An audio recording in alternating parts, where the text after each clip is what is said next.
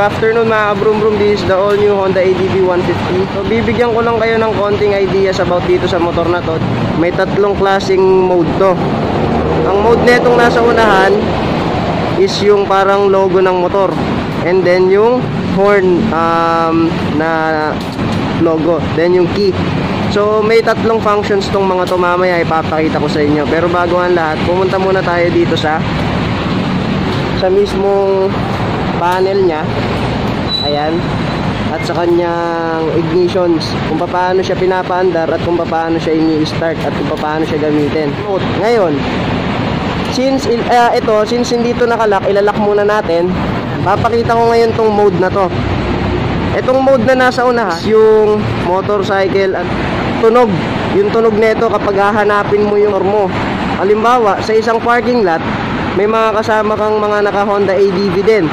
Ngayon, since pare-parehas yun, hindi mo mare-recognize kung alin man yung motor mo doon. So ito yung basihan para ma-recognize mo. Pag pinindot ko tong unang mode, tumutunog siya. So since tumutunog siya, kahit may kaparehas ka pa, tawag dito, nakapatay at ikaw lang naman yung may ADV na kukuha na ng motor, siya lang yung magre-react. So mabilis mo mare-recognize yung motor.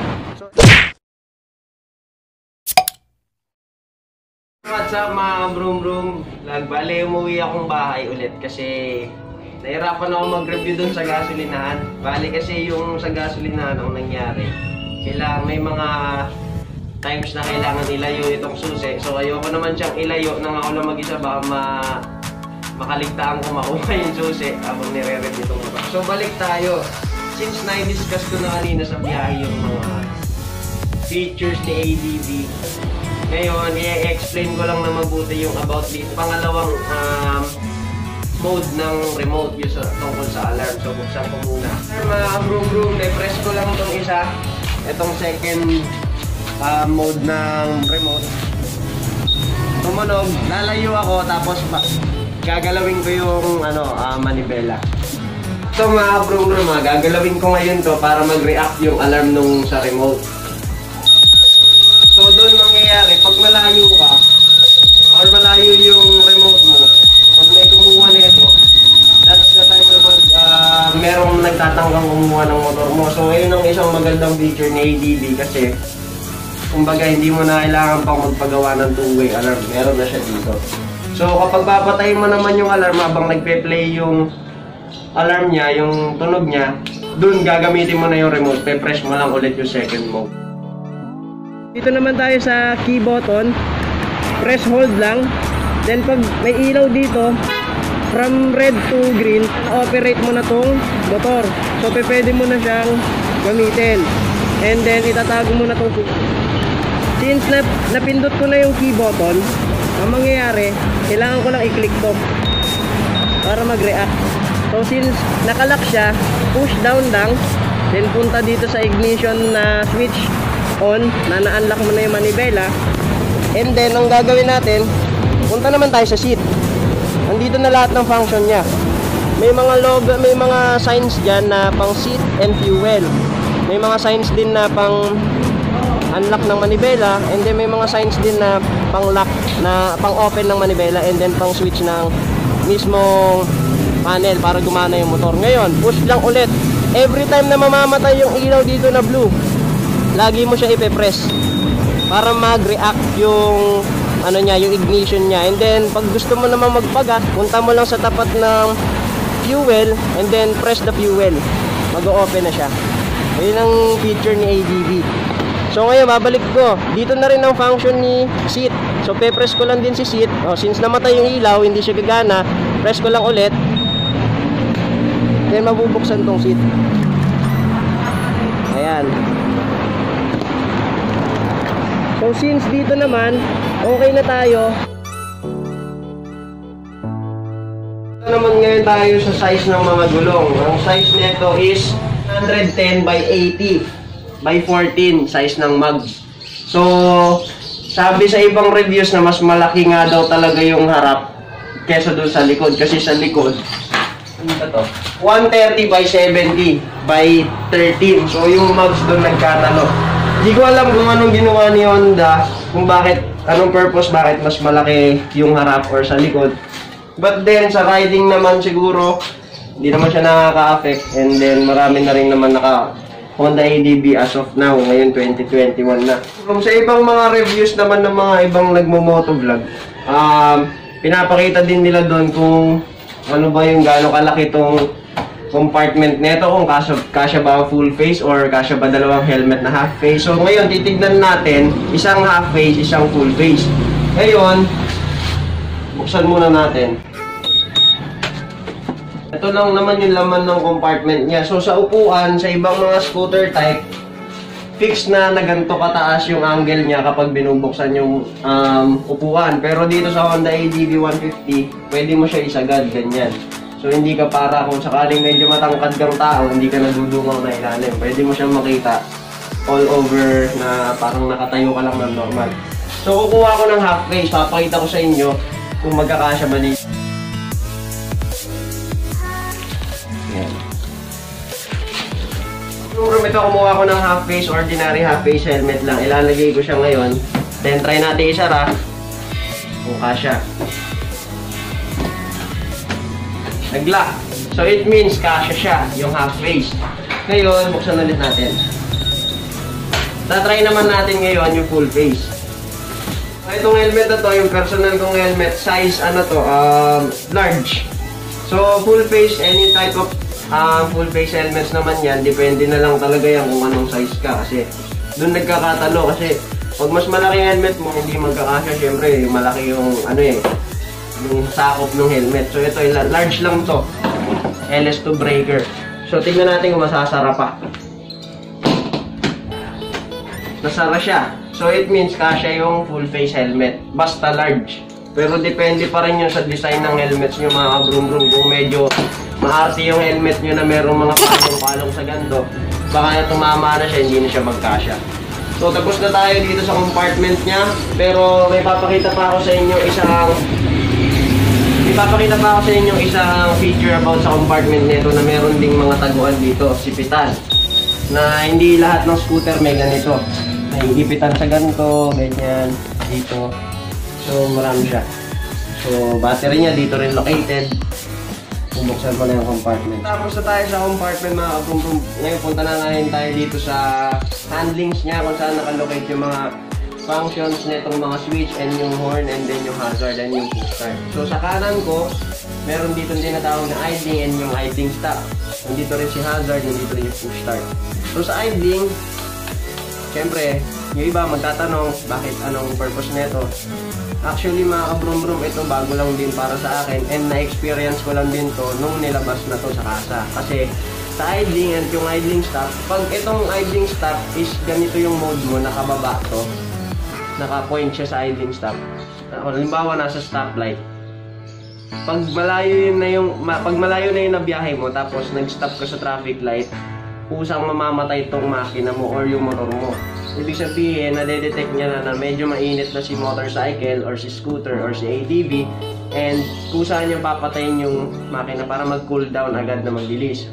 Pero, paano mo siya i-start? Ayun yung isang malaking question doon.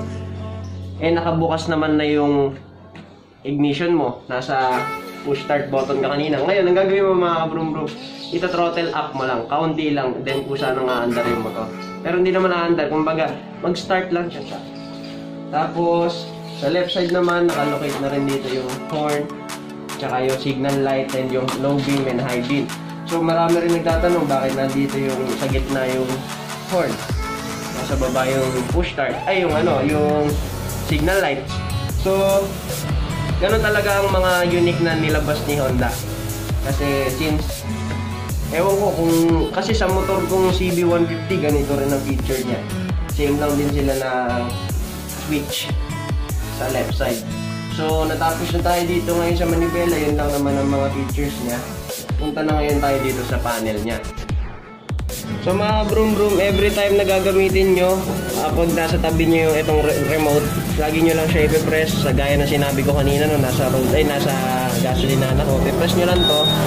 Then, open na natin tong panel.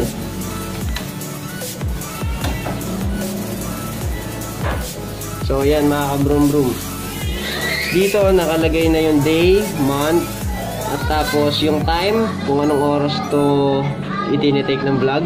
Then yung odometer niya 36 na kasi umuwi nga ako. Tapos ayun, kumbaga binibreak in ko siya. Then nandito yung voltmeter, detect na rin, 12.5. Tapos etong 0, 20, 40, 60, ito yun sa parang kung gaano ka kalakas mag-gas. Parang ayun yun purpose nun. Kasi nung time na tinest drive ko siya, nag-throttle up ako. Tapos umangat yung parang kumbaga sa mga manual na motor, nag-RPM niya, umangat. Tapos dito nakalocate din yung fuel consumption, kilometers per hour. Tapos dito rin yung sa may bandang set at saka yung select. Kumbaga pag i-reset mo yung ano niya. So naka ABS na rin to. Pero take note guys mga boom, harap lang ang naka ABS, hindi yung likod. Sad to say, pero performance okay pa rin naman para sa akin. Guys, all LED lights na pala tong ADB 150 na to, magmula sa low beam and high beam signal lights, and yung kanyang brake lights or yung tail lights kung tawagin. So yun lamang. Brum nga pala yung height ko, 5'7 and a half. So itong motor na to, titignan natin kung swak ba sa isang katulad kung 5'7 or 5'7 and a half, kung nakatiptoe ba or hindi. Pero nung ginamit ko kasi to, medyo masikip yung pants ko, tapos medyo nakatiptoe ako. Ngayon naka-shorts ako, tatry natin. So ayan, kumbaga ito yung right position ng pagdadrive sa ADB. Kumbaga yung puwetan mo medyo nakakalang dito. So, medyo tiptoe talaga ako dito. Pero, konting gilid lang ng puwet, abot naman na. So, siguro sakto to para sa mga 5'8 and a half or 5'9. Sakto-sakto to. Then, sa riding position naman, tignan natin. Ganito ang itsura niya mga brum-brum kapag maandar na. Medyo short lang, limited lang yung pag-stretch ng legs mo, unlike sa ibang scooters. Pero ganun pa man, komportable pa rin naman. Para sa akin, sakto siya. Ayan. So ngayon mga kabrum-brum, check na natin yung sound niya.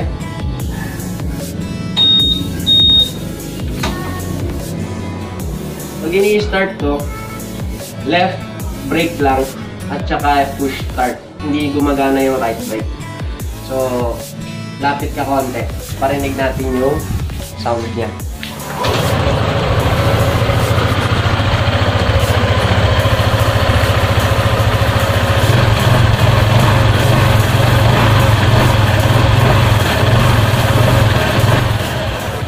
Natin i-review on kaunti yung mga yung mga konting tips about sa pagkakaroon nitong Honda ADB 150 2020 model. So, ayun, na-try na natin siya sa daan, then explain ko naman sa inyo kung ano ba yung feeling, kung ano ba yung mga pag-move niya, kung smooth ba or hindi. Doon, honest review lang, honestly speaking lang. Ayun, no bias, basta check lang natin kung anong pakiramdam pag magdadrive na. So okay mga ka-brum-brum, dito tayo sa kalsada ngayon, no? Testing na natin ngayon ang riding position, comfortability ng motor na ito. So kanina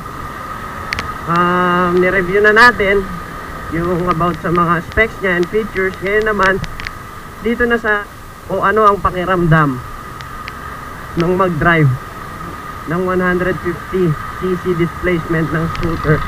So, ito ko na umpisahan, hindi ko na papaligoy-ligoyin pa.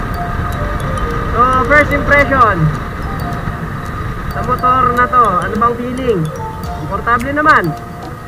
Honestly review, honestly thought, ayos. Para sa SRP 149,000 pesos, good. Siyempre, para to sa mga taong nangangarap magkaroon ng ganito ring motor. Actually, ako rin, pinangarap ko to. Pero, ganun pa man, si Airpods ang tumupad.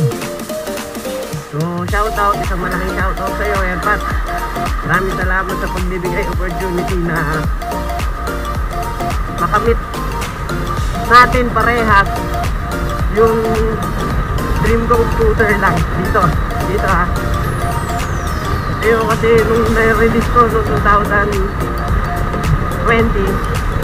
aba, talagang nagkagulo. Yan tuloy, nilabas na tuloy ng ibang brand yung yung kalaban agad nito. So ayun nga, mga ka-broom broom, sa steering, ayos siya, wala akong masabi. Sa singitan, medyo komplikado ko konti kasi bukod sa mataas ang seating position niya, bukod sa mataas, malapad pa yung upuan. So nakakapag-alangan. Kung sa kanina ni-review ko to na nakatiptoe ako, putya talaga, pag nakababaan dalawang paa hindi abot. Tiptoe talaga parehas. Kaya ayun, pero ganun pa man, sanayan lang naman to. Then pag nasanay ka, that's the time na mani-mani na lang sa'yo. Actually ako, meron naman na ako experience na ganito. Itong classic motor na scooter type, sorry medyo na ako scooter type, ayun nga, medyo gamay-gamay na ng konti. And then sa laki naman, sa taas, medyo na-experience na rin ako kasi siyempre sa motor ko si CB, sa taas din ang seating position mo. Yun nga lang, manipit ang upuan, so abot siya ng mga legs ko. So yun, ito, sa lubak, pak. Wala kang mararamdaman kundi dumaan ka lang sa lubak. Di mo mapipil yung ouch, uy, yung ganun ba. Di mo mapipil dito, hindi ka makapagsalita ng ganun dito kasi siyempre maganda naka-showa siya, diba? Yayamanin. Ayun si Honda. So si Honda maglalabas yan na kung saan ang mga tao mapamahal man pero pang long lasting naman. Okay, try naman natin yung torque. Para sa 150 displacement, cc displacement, goods na good.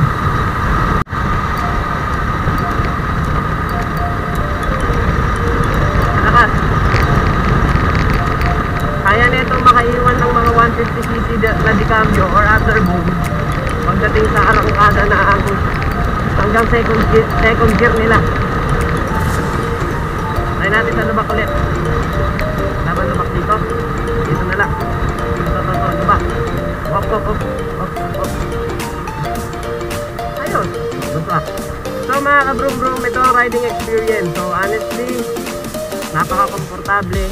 Wala akong masay. Aside sa motor na namin to, masaya. Kasi tinitignan ko lang sa sa Facebook tapos or sa Honda page. Pero ngayon namamaneho ko na. Sarap sa pakiramdam, diba? Pamparampam. So ito, sa singitan, maganda naman. Sa mga likuan, mga emergency turns, ayun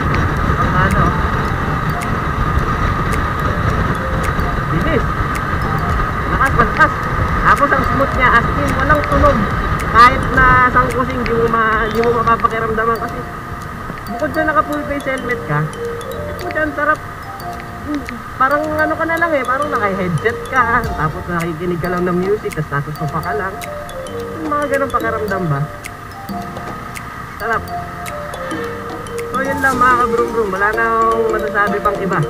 So bahala na kayong umalampa. Kung meron man kayong hindi mga nasagot na tanong sa aking vlog, ganun pa man, hindi naman ako professional na vlogger para i-review ang pinaka-aspect at pinaka-feature na itong motor. Bale, ni-review ko to para sa mga katulad kong gusto lang na-experience yung at the same time, may konting features na i-discuss, diba? At na-i-share sa inyo. So ngayon, nandito tayo sa EDSA. Under break-in na to, pero inaarangkada na natin ng konti kasi naka more than 50 kilometers na siya. So medyo pwede na natin dagdagan ng 10 kph yung takbo. Kung ano, 60 ka lang, pwede mo nang gawin 70. Purpose lang naman ng braking para hindi mabigla. Eh sa 50 kilometers ba naman, hindi mo pa ba nabigla yun? Mabibigla mo pa ba yun? Diba? Mali, sarap sa EDSA oh.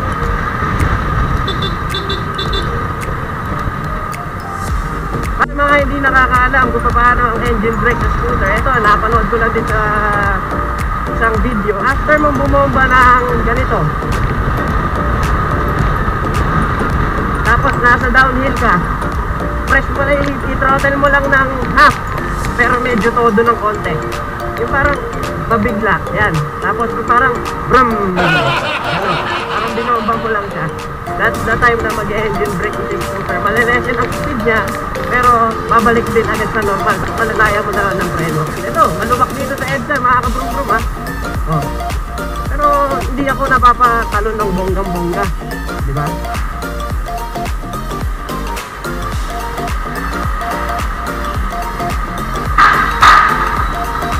So, yun lang naman mga kabro-bro. So, bahala na lang. Depende na lang sa taste ng tao yan. Eh, kung taste mo talaga is hindi naked bike style, eh, it's up to you na, di ba? May mga kanya-kanya naman tayong hilig. Hindi naman porke ni-review to, tapos sinabing maganda, is bilhin mo na. Hindi ganon. Ni-review to para lang at least may share mo yung ideas, and then try it to compare sa ibang brand, di ba? Kung ano ba ang review sa ibang brand. Ako talaga, ni-review ko to para sa pansariling intention. At the same time, gustong ma-share sa ibang tao na nangangarap din ng ganito. Kasi marami man na nag-review na. Late ko man na-review tong ganitong klaseng motor. Eh marami pa rin sa mga tao syempre ang hindi pa rin kilala si Honda ADV. Actually ngayon nga oh, nasa biyahe ako pero wala pa ako nakikita naka-ADV. Parang ako pa lang yata. Ewan ko kung mga nag-ride yung iba. Pero kasi para sa ganitong trabaho, para sa ganitong klaseng motor, ang sarap nito ipang-trabaho. Sobrang komportable. Bago mo mapudpud ang gulong nito, talaga naman, abutin ka ng ilang taon. More than 5 years pa ang gusto mo. Okay, grabe. Off-road tires. Grabe. Pero, disclaimer lang ha. Merong mga nagsasabi, syempre, sa Facebook, sa YouTube, sa ibang mga sites na magre-review na bakit daw ang ganitong klaseng gulong pag maulan, which is hindi ko pa naman na-experience, so hindi ko pa kailangan husgahan yung motor or yung gulong na nakakabit dito ngayon, stock kung tawagin. Ayoko pang husgahan eh kasi as far as I'm riding this scooter type na motor, ay pusa, wala naman ako nasasabing negative. Pero meron lang akong isang nabanggit kanina na pagdating nga sa singitan, di mo maabot agad yung sahig. Kailangan mong i-gilid konti yung motor, yung kwet mo para maabot yung sahig. Para sa height kong 5'7". 5'7", half.